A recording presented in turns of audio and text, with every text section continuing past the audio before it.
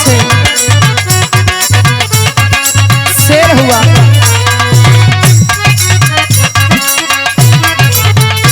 तैयारी में ओहो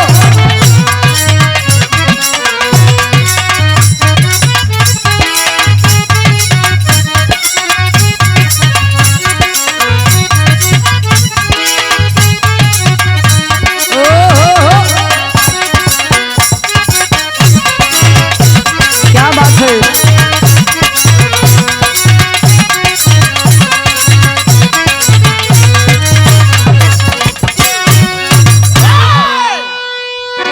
आई भैया, हम बिरहा लोकगीत गायिका ज्योति यादव प्रतापगढ़ी फिर से वही अंदाज वही आवाज में अपने ऑफिशियल ज्योति यादव ऑफिशियल चैनल के माध्यम से आप लोगों के बीच में एगो ऐसन बिरहा जो उनकी हाल ही में अपने हिंदुस्तान के शेरनी पहलवान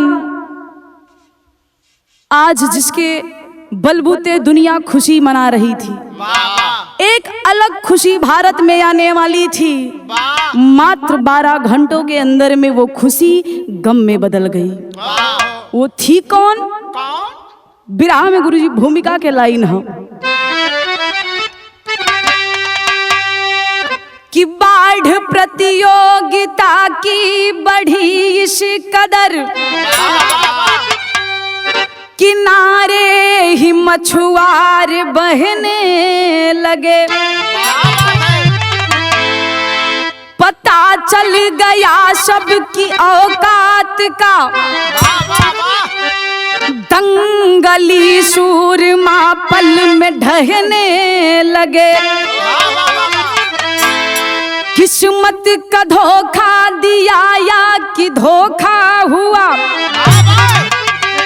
रास्ता बाहर का जिसको दिखाया गया, देश पर्दा उठाने की कोशिश करे,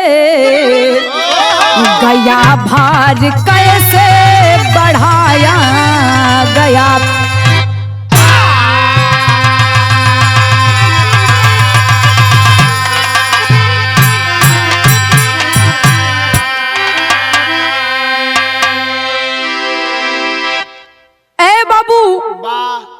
आज पहलवान के साथ आखिरकार भइल का, हम पूरा प्रयास करब आप लोगों के समझावे के। आप लोग बिरहा के माध्यम से पूरा प्रयास करिया समझे के। आखिरकार पहलवान के साथ ही वीरांगना के साथ भइल का बा, किस्मत के धोखा या कि इंसान के दिहल धोखा बा। बिरहा में गुरुजी कव्वाली के टुकड़ा बा।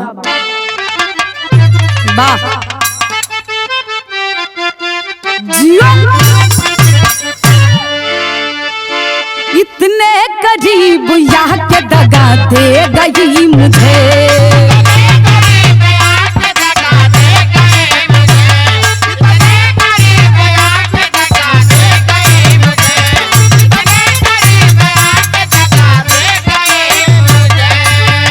लेकिन गुरुजी गजल के छोड़ा यहीं पे भाव में। अब हमने गया कवि जी कितना बढ़िया भाव लिखत होवन, कैसे? किसने डुबाई नैया किनारे पे लाके,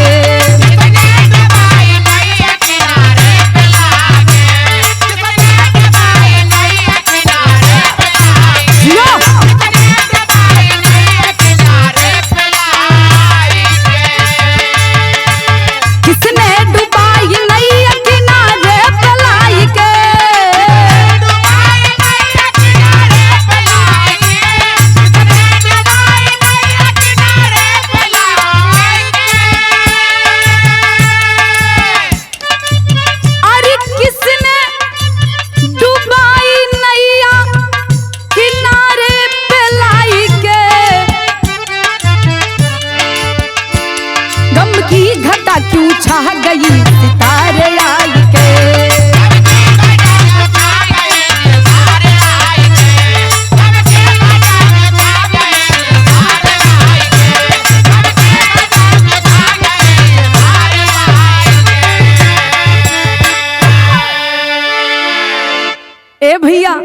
लेकिन कहानी के शुरुआत बा कहानी कब और कैसन कहवा से गुरुजी लिखत हवन।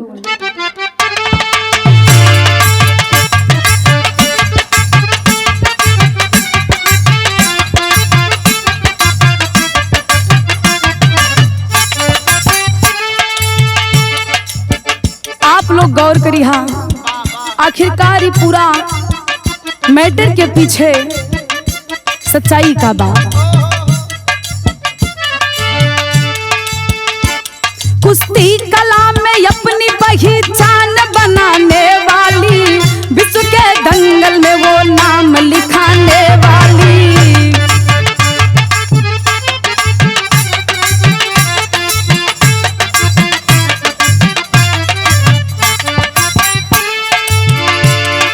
सिंघनी हरियाणा की हार नहीं मानी है, बलाली गांव जिसका जिला तो भिवानी है।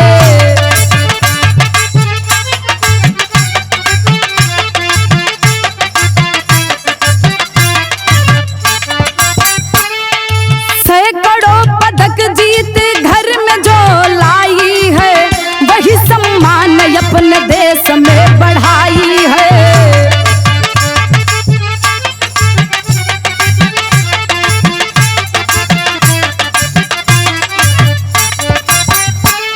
ओलंपिक कुश्ती पेरिस में होने वाली थी, फाइनल ही दंगल पहुंची भारत की लाली थी।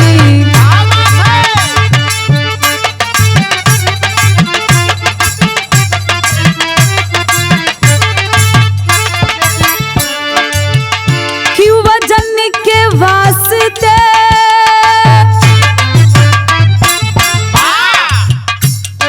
आखिरकार भैया आज वो पहलवान बड़े बड़े दंगल के जीतलस। पेरिस में होए वाली ओलंपिक कुश्ती में जीत के भी आज हार खा था, हार के सामना करे के पड़त था। काहे खातिर? वजन के वास्ते निकाल फेंक दंगल से, जैसे शेरनी को चूहा खेत जंगल से।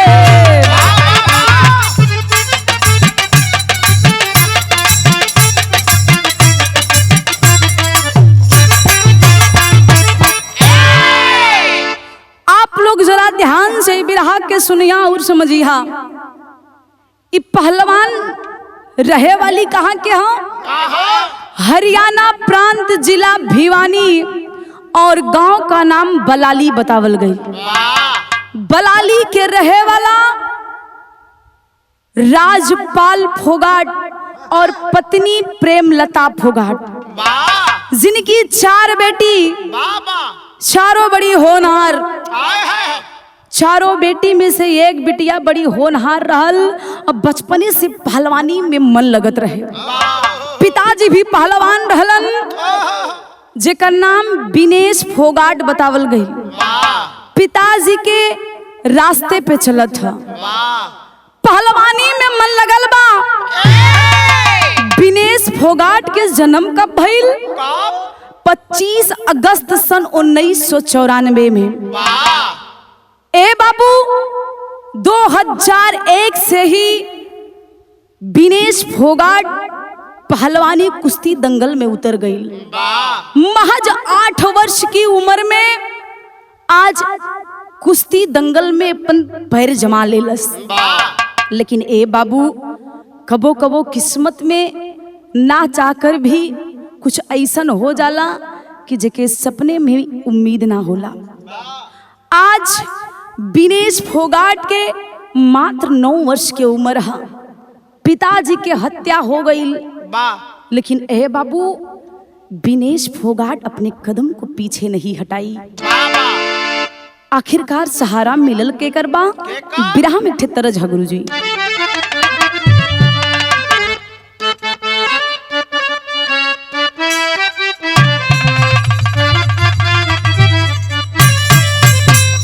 ओहे तरज है कोनो दुलही कहे सही हो कि पटना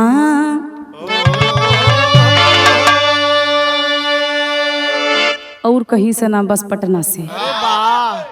कि पटना से बैदा बोलाईदा, कि पटना से बैदा बोलाईदा, नजरा गई गुइया पटना से।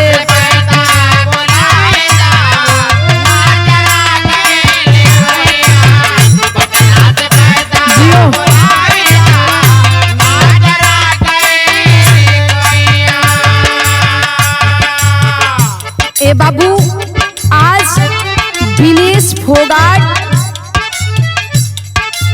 की शरण मिलल बा, गुरु बनल हुवन और गुरु जी के दिखाए मार्ग पे विनेश फोगाट चल रही है। होता है क्या बाबू? ओहो, सीखे गुरु से दाम पेच हो,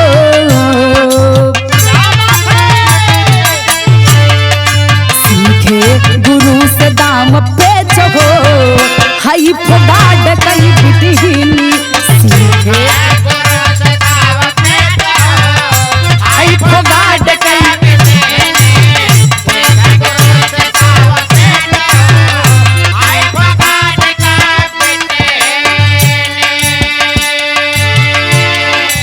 ए बाबू, जब पिताजी के छत्र छाया सर से उठल तो गुरु के शरण में जाके विनेश फोगाट कुश्ती के क्षेत्र में अपने गुरु जी से ज्ञान लेता। भइल का गुरु जी?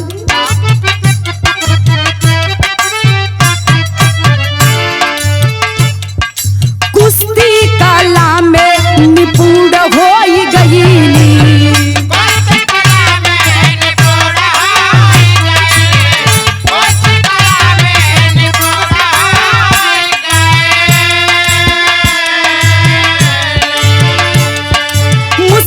चढ़ा के दंगल में लड़ गई,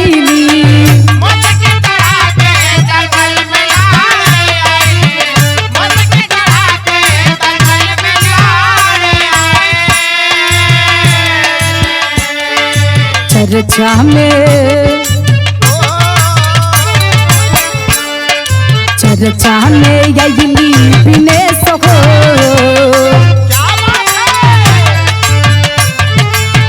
चाहने यही विनेश हो, हाई फोगाट कई बिटिनी, चर्चा में।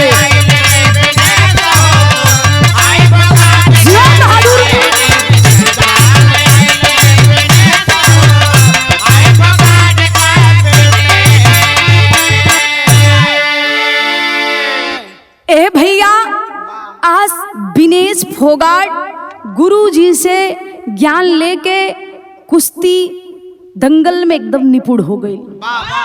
कौनो भी पहलवान आ जाए तो अपने बुद्धि से, अपने ताकत से, अपने बल से ओके हार के मात दे के दंगल से लौटा दे। आज धीरे धीरे विनेश फोगाट के चर्चा फैले लगल, गांव से जिला, जिला से आज देश तक फैलल है। लेकिन सन 2014 में भइल का गुरुजी? एक लाइन तरज हो,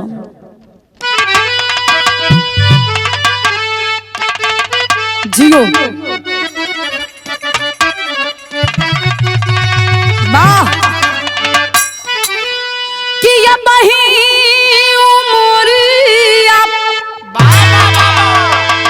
कि ये बही उमरिया के छोटा गोरिया, के छोटा गोरिया तका ये रंगले बाडू लाल लाल ओट गोरिया।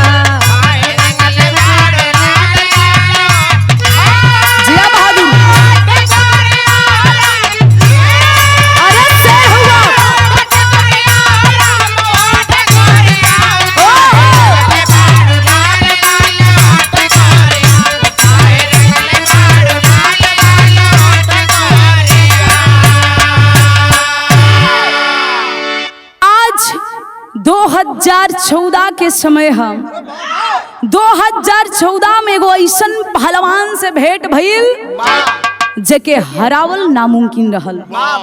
बड़े बड़े पहलवान उ पहलवान के आगे टिक ना पावे, लेकिन आज विनेश फोगाट उ पहलवान के सामना करत है। पहलवान रहल के गुरुजी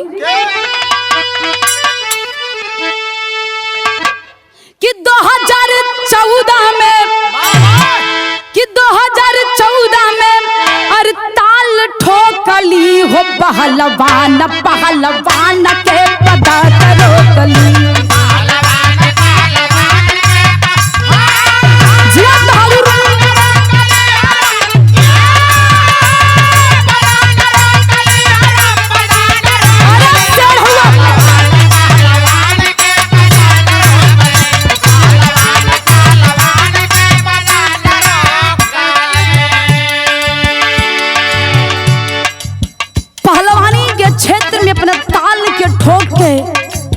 पहलवान के आज हरा दिलस के विनेश फोगाट। पहलवान रहल कहाँ के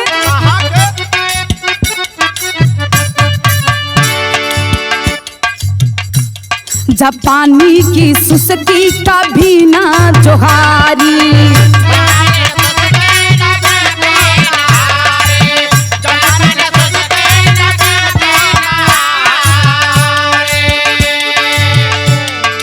पटकी बीने सबाज लिहला समारी।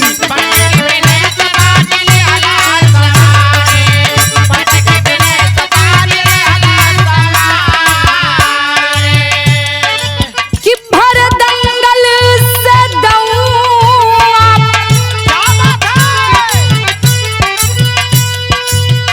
भर दंगल से दौआ के नाल ठोकली, पहलवान पहलवान के पता रोकली।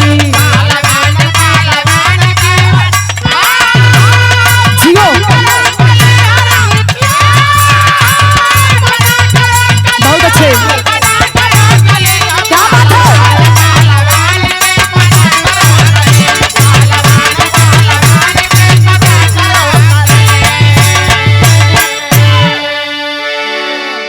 ए भैया 2014 में जापानी पहलवान जेकर नाम सुसाकी बतावल गई, जेके हरावल असंभव के काम रहल। उ पहलवान ऐसन पहलवान रहल कि जे कम से कम 80 दंगल जितले हो, ओके केहू भी हरा ना पौलस। लेकिन बारे विनेश फोगाट अपने हिंदुस्तान की बेटी आज उस जापानी पहलवान को हरा के उसे अपने देश भेज दी। लेकिन ए बाबू सन 2015 में चोट लगल बा और 6 महीने की रेस्ट ले ली। लेकिन 6 महीने बाद जब विनेश फोगाट वापसी कैलस तो डबल जोश, वही एनर्जी जेकर कोनो जोड़ आज वापसी कैले हिन। तो भइल का गुरुजी बिरहा में तरज हो।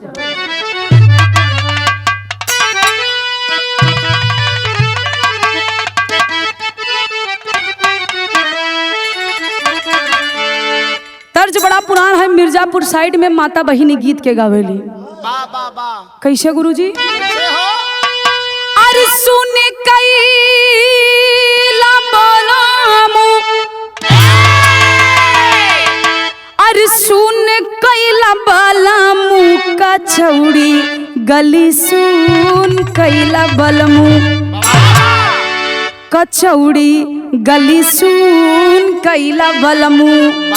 त मिर्जापुर के कैला गुला जा रहो कछौड़ी गली, सुन कैला बलमू।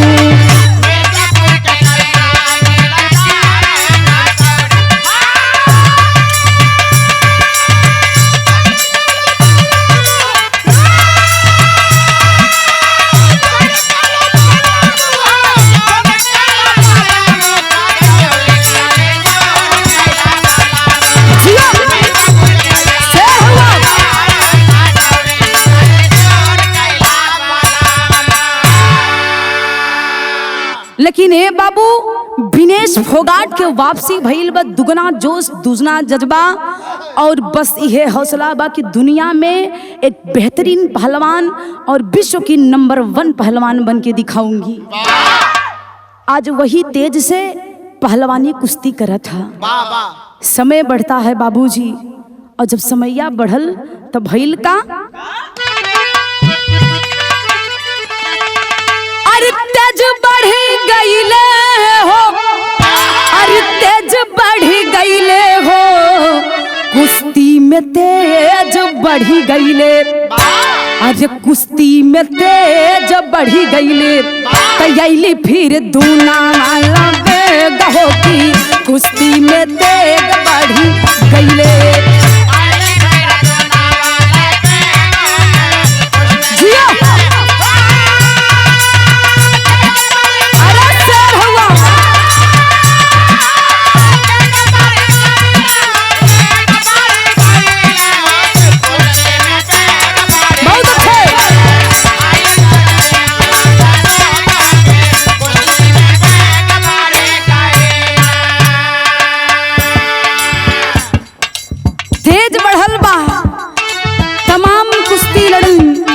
लेकिन आज बहुत बड़े सम्मान से, बहुत बड़े पुरस्कार से सम्मान किया गया।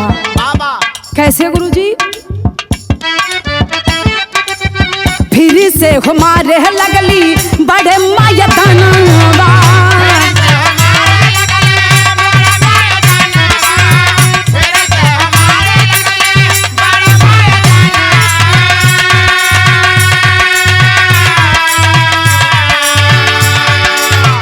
अर्जुनपुर से कर से बढ़ल सम्मानवा,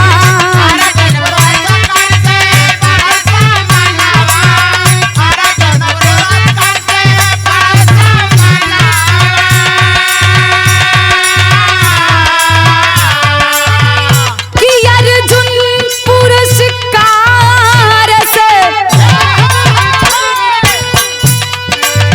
अर्जुनपुर शिकार से बढ़ल कुश्ती में बेग बढ़ी,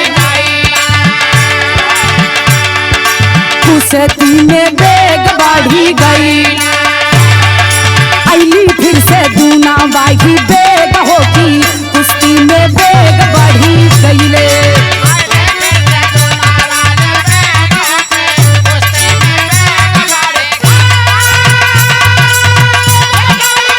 जियो भैया जियो।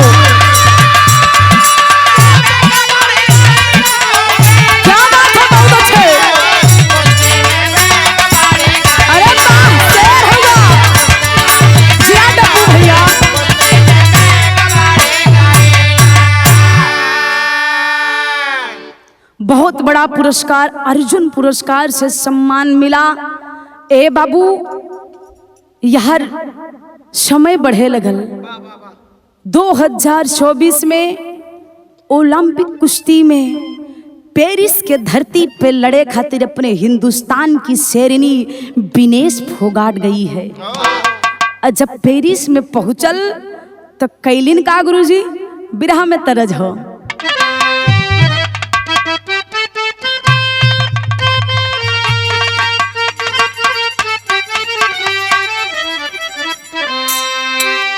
कि पिया परदेसिया न भावे अंगनवा, कि पिया परदेसिया न भावे अंगनवा, अरे बिरही बनल बास जारिया हो मोरी उड़ी उड़ी जाले अचरिया।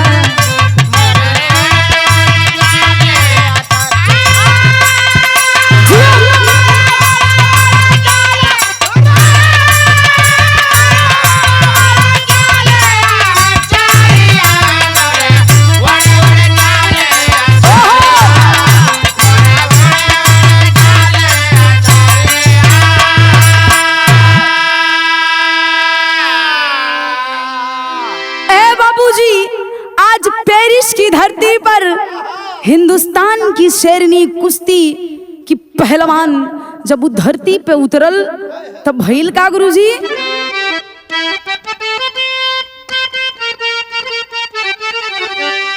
पेरिस की धरती पे उतरी मर्दानी, अरे कुश्ती में भइले ऐलान, वो देखे दंगल हिंदुस्तानवा।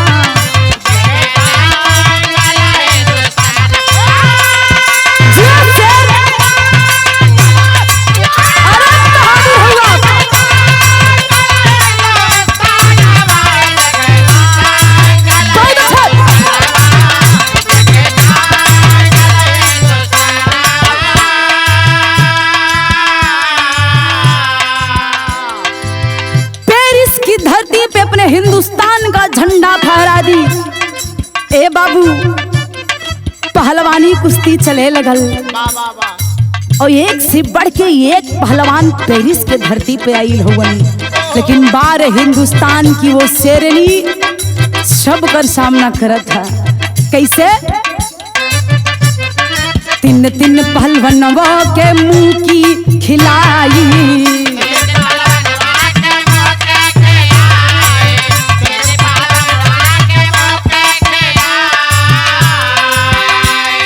भारत का झंडा है पेरिस में लहराई, भारत का झंडा है पेरिस में लहराई, भारत का झंडा है पेरिस में लहराई।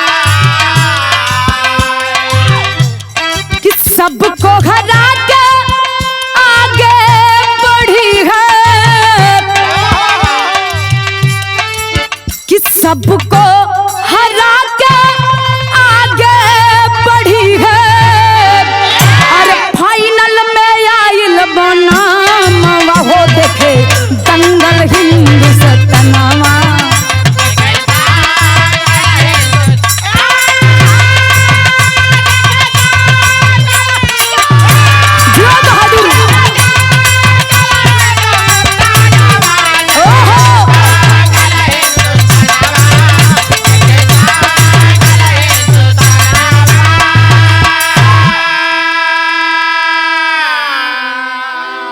ए भैया आज तीन तीन ऐसन पहलवान जेकर दुनिया में चर्चा है, उ तीन पहलवानन के हरा के आगे बढ़ल है, भारत के झंडा को लहराई है। लेकिन ए बाबू अचानक आज तीसरा दिन बाद तीन पहलवानन के हरा देले है और तीसरे दिन मात्र 12 घंटे के अंदर में विनेश फोगाट के साथ होता क्या है भैया? बिरहा में टेरी है।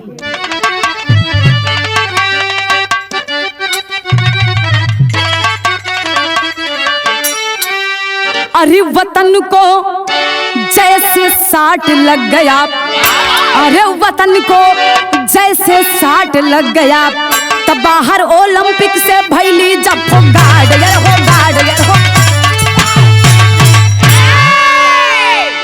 बाहर ओलंपिक से भैली जब फोगाट, वतन को जैसे 60 लग गया।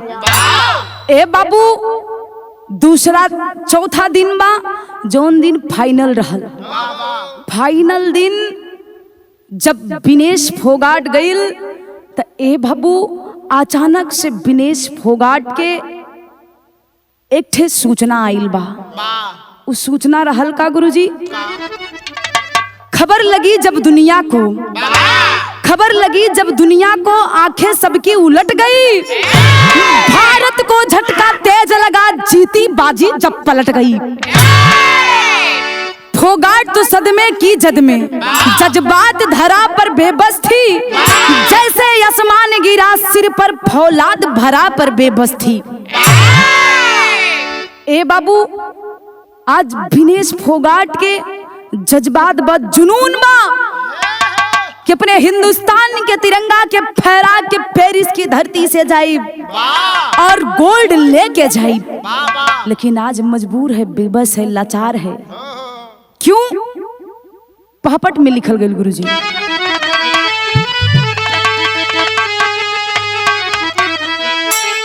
अरे बिना बांध मुड़ गई नदी की धारा, धारा टूट गई। अरे बिना बांध मुड़ गई नदी की धारा धारा टूट गई, तब मछली पकड़ के खुश भइले मछुआरा, धारा टूट गई।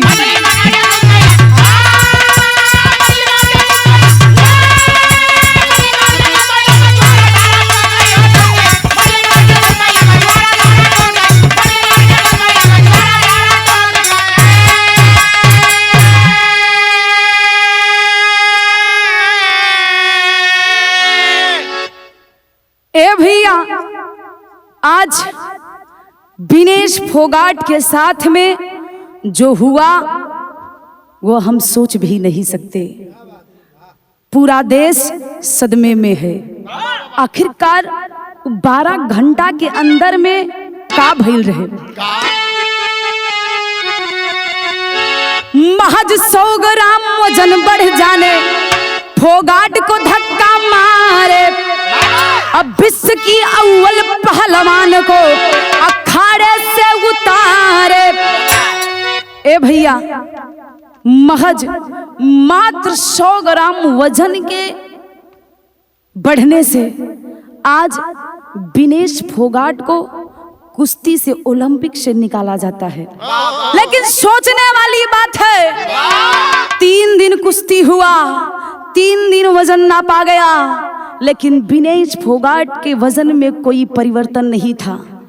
जिस दिन फाइनल था उसी दिन 100 ग्राम वजन बढ़ा क्यों? सवाल उठता है, अगर वजन बढ़ा, डॉक्टरी टीम क्या कर रही थी? खेल मंत्री के द्वारा भेजे गए सुरक्षा कर्मी क्या कर रहे थे, जिनको पता नहीं चला कि विनेश फोगाट की वजन कैसे बढ़ गई। ए बाबू, जबकि नियम भी बा कि अगर खिलाड़ी को कुछ दिक्कत है, बीमार है या कोई भी दिक्कत है, तो 1 दिन की रेस्ट मार सकती है, 1 दिन के लिए छुट्टी कर सकती है। उसे डायरेक्ट अगर गोल्ड मेडल नहीं मिलता है तो सिल्वर जरूर मिल जाएगा।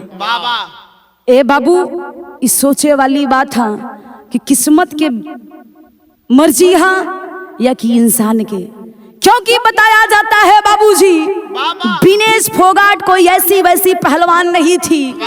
2023 में जंतर मंतर पे पहलवानों के साथ में एक अलग क्रांति जगाने वाली महिला पहलवान वो विनेश फोगाट थी, जिसके ऊपर ये वर्तमान सरकार मोदी सरकार 3 मुकदमे किए हैं।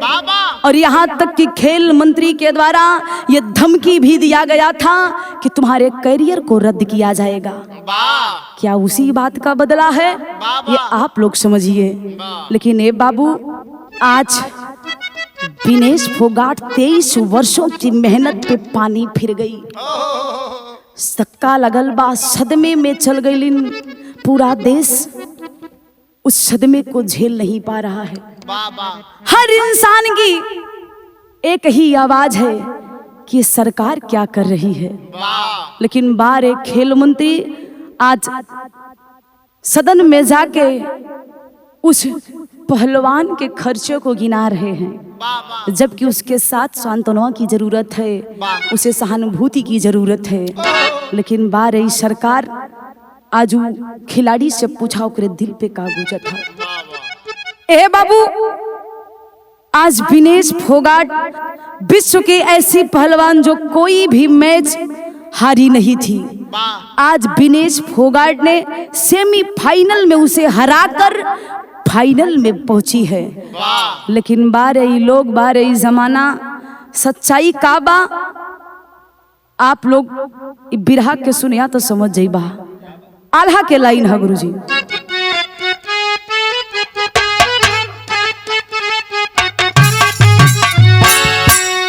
अरे कुश्ती कबड्डी चाहे क्रिकेट के खिलाड़ी हो भैया,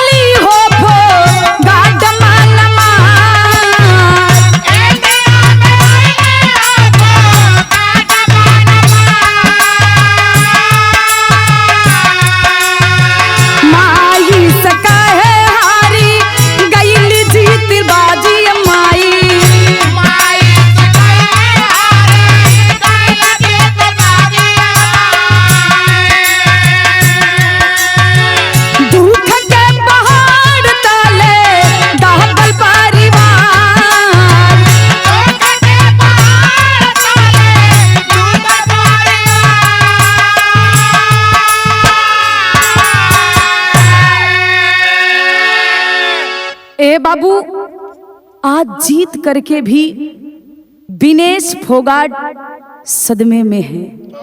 मीडिया, अखबार, सोशल मीडिया से देश भर में खबर फैल चुकी। आज इंडिया में आई है, मन मार के अपने देश में लौटी है। घर में अइलस तो माई से एक बात कलस कि माई, ए माई, बचपन से हम सोचली कि बहुत बड़ी पहलवान बनब, अपने देश के नाम रोशन करब। शायद ये विधाता को मंजूर नहीं है। बाबूजी, कहावत कहिल गइल बा कि भोजन बन जाए, थरिया परोस के अगर सामने आ जाए और थरिया के केहू खींच ले ती भगवाने के मंजूरी है। आदमी तो करेला, लेकिन भगवान के भी एमे हाथ है। ए बाबू, आज विनेश फोगाट माई के पकड़ के रोवत था कि माई, हम हार गईली, हम बहुत बड़ी हार खा के आई रही, दिल टूट गईल बा ये माई। अब ना मन करा था कि कुश्ती में दोबारा लौट के जाई। ए बाबू, लेकिन लोग समझा रहे हैं, लोग बता रहे हैं कि हिम्मत को मत हारिए, आने वाला 2027 फिर से आपके जीवन में उजाला लाएगा, फिर से आपको मौका मिलेगा। लेकिन विनेश फोगाट के दिल में ये बात लग गई बा। आखिरकार विनेश फोगाट कैलिन का गुरुजी? खेल आदमी का खेला भगवान कर दिया, जिस सभा भेजे के पीडीएम प्लान कर दिया, तब पहलवान भारत की ऐलान कर दिया। से विनेश फोगाट का दिल टूट गया, कुश्ती से मन हट गया। आज संन्यास लेवे के कसम खैले हिन, प्रतिज्ञा कर लेलिस कि आज के बाद हम कुश्ती ना करब। ए बाबू, जब इंसान कोनो चीज के अपने दिल दिमाग में बैठा लेलस और वो ना कर पावे तो दुनिया से, इस संसार से, हर चीज से लोग के उम्मीद छूट जाला। आज हुए हाल विनेश फोगाट के साथ भई। ताकत न्यारी, अरे स्वर्ग बसा चंद्रिका कवि, बच्चन की फुलवारी हो, जैसे साट लग गया तो ज्योति गया कभी धन हरियाणा की जाट, वतन को जैसे